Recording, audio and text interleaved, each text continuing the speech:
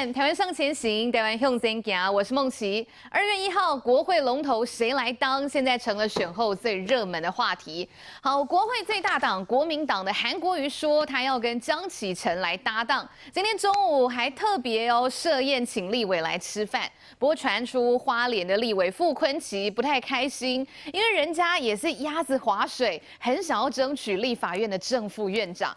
好，如果蓝绿最后都是自提人选的话，那么民众党这8席关键少数会不会最后通通成空气，没有意义呢？好，那么另外一方面来看到的是小草挺阿贝，柯文哲也计划要在北中南办3场的这个谢票活动，要以茶代酒来致敬，象征灌溉小草。好，这回选战过后，其实民进党即便赢了总统，还是很担心年轻选票再也回不来。不过周冠廷他也语重心长的说，不要把这个年轻人支持阿北就当作是邪教，不然只是把年轻人越推越远而已。所以现在不管蓝绿，都要好好想一想，要怎么利用新媒体、新的平台来跟新世代拉近距离呢？我们等一下一起来讨论。好，我们赶快来介绍今天的来宾。首先，我们邀请到的是政治评论员陈才能。梦琪好，台湾的主人，大家平安，大家好。好，接着邀请到的是民进党立法委员张宏陆。梦琪好，大家好。好，左手边欢迎到的是民进党台北市议员许淑华。梦琪，各位观众朋友，大家好。好，接着邀请到的是国民党前发言人萧敬言。梦琪好，大家好。最后我们欢迎到的是资深媒体人邱明玉。梦琪好，大家好。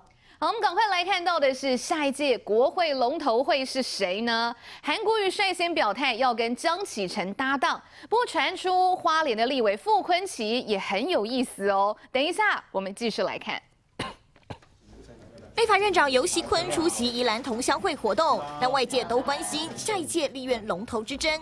国民党韩江佩率先表态，民进党则预计由游锡堃、蔡其昌再战。我一定要得到党团会议的提名，我才有资格来讲话。本来我就是要退休，那既然党需要我，那我只好就是继续来就将我自己的绵薄之力继续来为国家服务。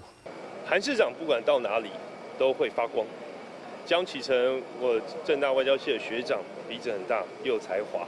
所以韩江配绝对是最好的搭配。台北市长蒋万安大赞韩江配，但传出也想选副院长的国民党立委傅崑萁不满，积极运作争取副院长。如果说真的有的话，那也就会变成是说我们内部也许会进行先假投票的部分。国民党人选闹内讧，民进党据了解则已经展开游说，因为柯建铭当了10届立委，跟不少委员有私交，正副院长投票又是不记名投票，到时蓝白有立委跑票倒戈不是不可能。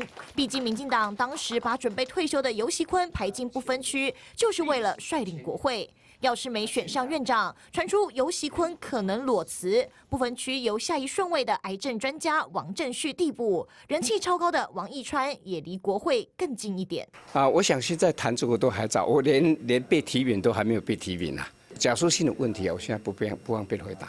游锡堃语带保留，新国会到底谁当家？龙头之争正式开打。好，这个国会龙头大战，国民党的部分已经完全定案了吗？好，昨天韩国瑜突然丢脸书啦，po出他要跟江启臣一起来搭档。那么今天中午，哇，真的速度很快，也展现出了诚意，好，要请国民党的立委这回来夹崩啦。那这一局，为什么要请吃饭？这个我们赶快来请教明玉姐了是不是因为人家傅崑萁不开心，让一毛艺术被算呢？来，明玉姐。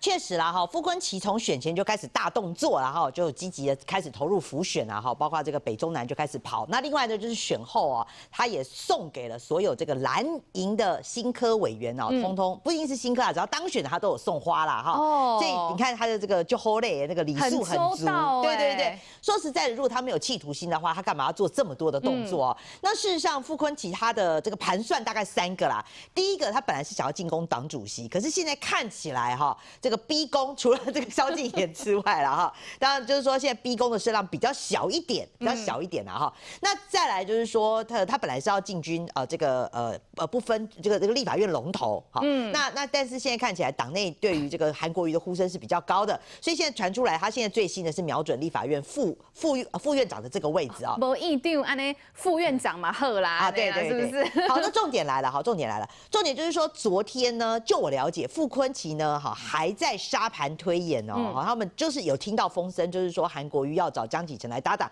他们有针对江启臣这个部分来进行沙盘推演，但是就还在沙盘推演的过程当中呢，哇！那没想到韩国瑜就率先在脸书就直接宣布了他找江启臣搭档的消息。他中午就 po 脸书了嘛，但是这有一个问题啦，就是说你现在。不要说傅昆萁了啦，哈，这个是韩国瑜你说了算吗？就说我的搭档我要找江启臣就可以找江启臣，是这样吗？你不用经过党内的程序吗？那就是说现在除了江启臣之外，是不是除了傅昆萁，你也许还有 A、B、C， 还有别人要跳出来争取？所以我认为说国民党到目前为止这个局哈，光是党内的这个纷乱哦不一定会赢，哦。有个最明显的例子，就是今天中午韩国瑜不是在宴请立委吗？对，你看到了几个？到了17个，而且17个里面有很多都是不分区没有入列的，像什么杨应超啦，什么李克威、丁克威还是李克威不晓得，反正就是黑龙白波丢定的啦哈。对他就是很后面的哈，就什么杨志宇啊这些人，就是他17个出席里面真的区域立委的寥寥可数，然后不分区的哈一个就是说没有在安全名单，什么徐宏庭这些，他有去，但是这些都不是在安全名单里面的，就没有票啊，没有办法投那个立法院长。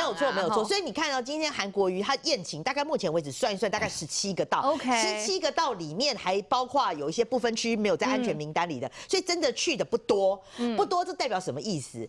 代表说我知道有一些这个国民党的立委在抱怨啊，就抱怨说现在开始有点左右为难。那他们的意思就是说，你党中央就表态就好啦。如果你党中央现在你朱立伦就直接下令表态说，对我们就是要力挺韩国瑜跟江启臣，那大家义无反顾就去嘛。可是看起来今天不是啊，你国民党党中央也没有站出来表态啊。那现在只是韩国瑜个人要选择江启臣，那这些有些是新科立委蔡椒啊，他说鸡巴被安走啊这样子，会不会听像哎？对他们就是也不想一开始就得罪人嘛，因为毕竟傅昆萁他在党内也是有这个人脉也很广，也是有势力的，所以就是说我听到的是国民党的立委就开始抱怨党中央，你这一局你不做决定，你不率先表态，结果你放着这些小鸡，他们夹在中间左右为难，所以就会造成说你韩国瑜今天中午宴请，为什么只有17个，而且17个还有一半以上是不具代表性的，所以就代表说这一局确实是蛮难看的。那我们回过头来看，所以我认为说国民党到现在正副院长龙头这一局还不见得完全大势已定哦，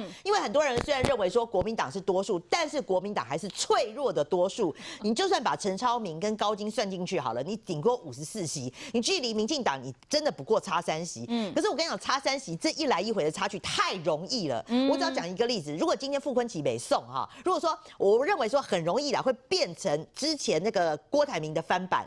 如果郭台铭在总统大选初选你没有把他按捺好的话，你造成郭台铭出走，对不对？郭台铭后来就不回来了。那傅昆萁是不会出走，可是傅昆萁是不是在到时候2月1号这个投票当中，他可以弃权，他可以跑票，他可以带一大票人走，那甚至他可以这个，你知道吗？我们跑立法院这种要这种弃权的方法很多啦，就说你那个印泥啊，你盖一盖，然后不小心盖过去，你那个票变废票了，你知道？调缸这样对，或者是说你不小心我盖错，盖到圈外。明玉姐，这个到底有没有记名啊？这个选立法院长不记名，那这波浪塞啊，跑票也不知道啊。当然啦，你说各党团他还是有监票的机制啊，所以以前我们跑立法院很好笑嘛，他们那个立委每次那个投了票之后，就故意这样子吹，然后故意给你看这样子，好不好？表示我真的有投啦。对，就是然后那个党边啊，我看到好多监票，以前的监票就在旁边这样看，然后又了，对，他就。然后就故意这样子，就是故意这样技术性亮票啦，对。那所以现在是不记名的状况之下，我认为说很多技术性的你会变，你只要一旦变成废票，好废票，或者是说你去不小心盖到别人，我认为说因为现在是脆弱多数，你3票很容易一来一往你只要几个废票，只要傅昆萁没送，他带几个走，他就投弃权或是怎样的话。那你也查不到啊。对，除非说你真的是亮漂亮的很严重，那这个当然也有违规的问题嘛。所以我真心觉得啦，我觉得这一局你光是国民党现在看起来，本来我觉得国民党最厉害的是什么？每次呀叫哈，就会拔到苏 k 这样子。所以现在看起来，我觉得最严重的还不到于说到底是民众党还是说跟绿营的合作。国民党自己现在内部最大的问题呢，就是傅昆萁，你要怎么样去按来傅昆萁的一个反弹啊？我倒觉得国民党要赶快及早因应啊。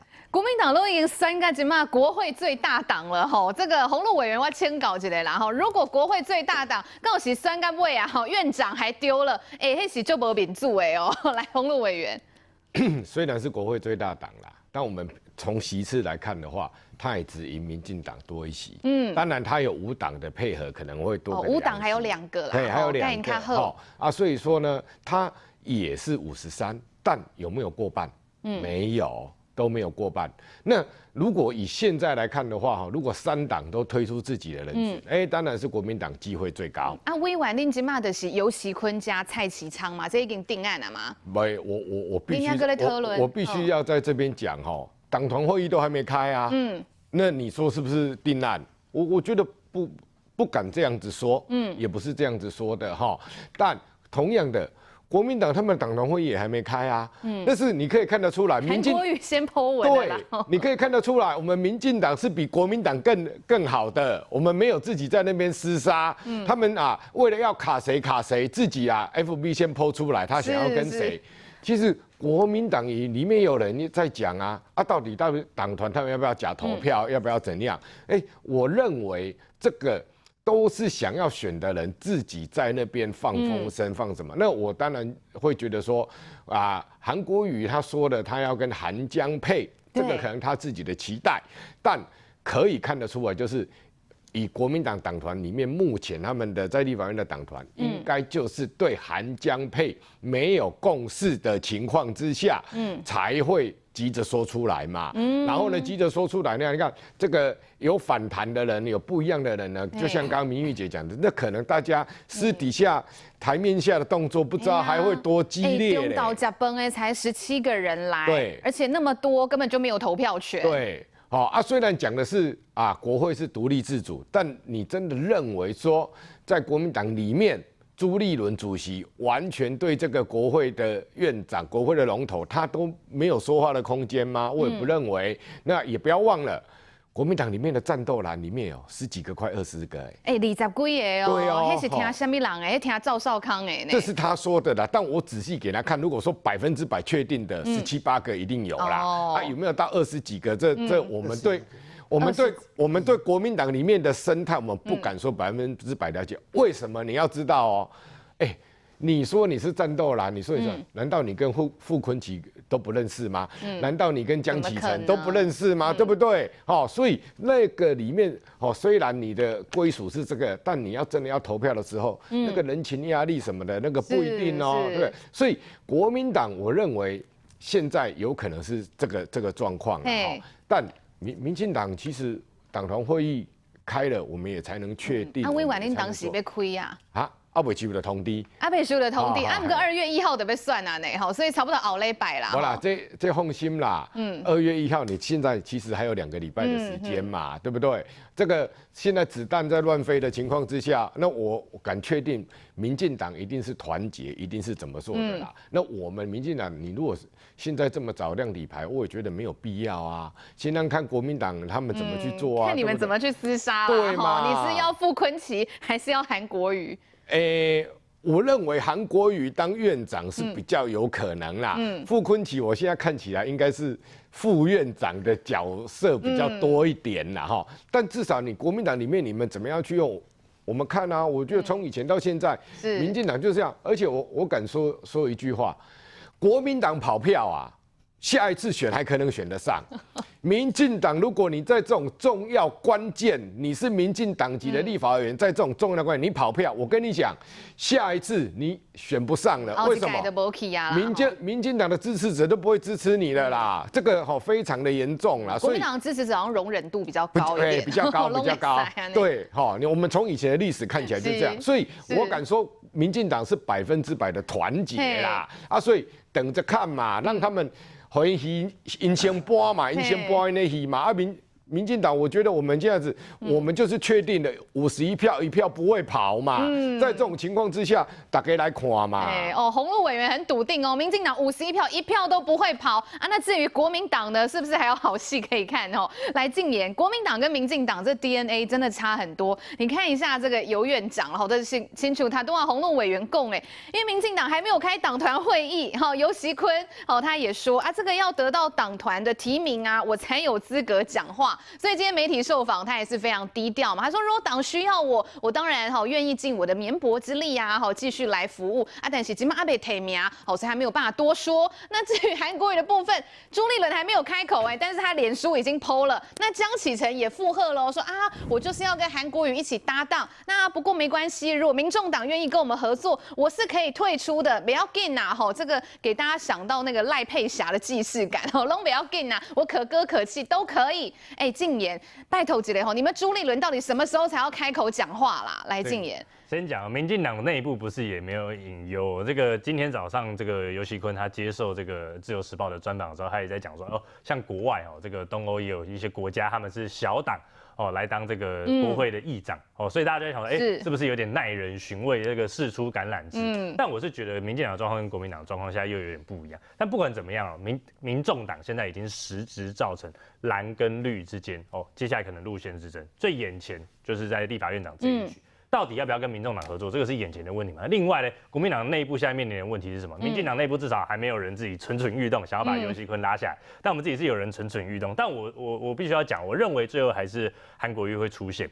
第一，这个以政治分量跟党内的影响力来讲韩国瑜跟这个傅崐萁，我想应该高下立判这个傅崐萁可能比较擅长的是在其他大家看不见光的地方这个是一个。那当然第二个就是说，上一届我们现在确实也比较危险的是说，这一次我们确实是脆弱的多数，因为54席你没有过半嘛，立法院要57席才过半。那依照正副院长的选举办法，你第一轮你要过半57票你才会过，所以大家才会讨论要不要跟民众党合作。但我也讲，我认为从头到尾蓝跟绿都不需要去甩民进党，而且民众党，而且民进党比这个国民党还有压力，需要去理这个民众党，因为这个国民党相对起来还是多数，所以到第二轮的时候，我们只要确定不要有人跑票，我们推的组合还是会当选。但民进党有的压力是因为游锡堃是现任，提名他继续当不分区，是希望他继续当院长。那万一不跟民众党合作，或者没有办法跑一些票过来的话，游锡堃没办法当选，那就会面临刚才我们 CG 里面在讲的，就是说，这个到底游锡堃要不要请辞立法委员这件事情。但我们现在面临的危机是什么？上一届2020的时候，国民党拿38席。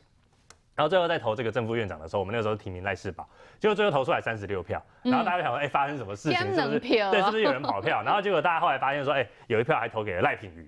因为这个在选票上面，这个立法院正副院长选举，他的选票是依照姓氏的笔画来排名。是。结果赖品妤跟赖士葆刚好在上下，所以那个格子人家可能以为看完赖士葆，然后就盖下去，就没有盖到那一格是这个盖到赖品妤。这也太离谱了。所以说赖品妤变成说，他就自己一直自嘲嘛，说他是这个第3高票落选立法院院长，那个时候他才27岁，是那个是有点有趣啊。但是大家就在算说，你看那个时候38票，因为最后国民党赖士葆只拿到36票，代表有一票很明显，国民党人不小心眼残，本来是要投赖士葆，一票是眼残啊，那另外一票呢？对，大家都注意赖品妤那一票，没有人去注意那另外一票，到底是跑到哪里去了？所以这个是一个问题，就代表说跑票确实是有可能的，因为依照我们现行的规定。这个地方的这个议长县市议会的议长已经是要记名投票了，后来有修法，但是立法院正副院长还是不用，只是大家会技术性亮票嘛，就是你盖完票要去投的时候就这边吹，然后我记得上一届国民党是陈玉珍那边盯着票结果有人盯着，都还可以发生盖错票跟跑票的问题，所以显然这个确实是难以避免的，尤其是现在确实就我们所了解，傅崐萁他确实本来就很想要争取当立法院院长，私底下的动作听说是蛮多的。这一局是这样，就是说。当初2017年朱立伦靠着2021年朱立伦选党主席的时候，靠着这些地方派系的支持，让他有机会当选党主席。傅崐萁那个时候就是挺他的其中一人嘛。那朱立伦也知道要涌泉相报所以那个时候大开了这个同舟计划嘛，让傅崐萁可以回到国民党嘛。可是确实后来就我所了解，傅崐萁私底下一直拿着说他是挺朱的这个旗号，到处在外面这个去沟通一些事情。所以朱立伦当然是也在心里苦难开朱主席，我还是要帮你讲点话在这件事情，我绝对对支持你。就是说，但是朱立伦觉得说，不行，这个还是有一些比较正常的事情要做，不能让人家这样子去讲。但他对傅昆萁他也不好去多说什么，因为他之后多讲什么，可能也不会有人相信他。那傅昆萁现在进而他想要去争取这个立法院院长这一件事情那当然朱立伦很聪明，他提了韩国瑜，提了韩国瑜，第一，除了这个避免自己选后可能会被逼宫之外，第二，这个傅昆萁马上就消风啦，他就不敢讲话。但我们知道傅昆萁，所以你这样的意思是党中央是挺韩国瑜这一组的，能不能讲说直接挺韩国瑜？因为现在态度也暧昧嘛，只说尊重这个委员自主嘛，你从这个态度就看得出来。但是至少朱立伦选前在布的局是什么？让他选后不会被逼宫可能。潜在会跟他竞争的人，先稳住现在的位置。韩国瑜，你拿了我的不分区第1名，等于是准立法院长这个姿态，你有办法出来说朱立伦要下台吗？不可能嘛。那所以说，韩国瑜现在当然他也很积极的在运作，但傅昆萁当然不开心，所以后来听说他这个在积极运作，想要当副院长。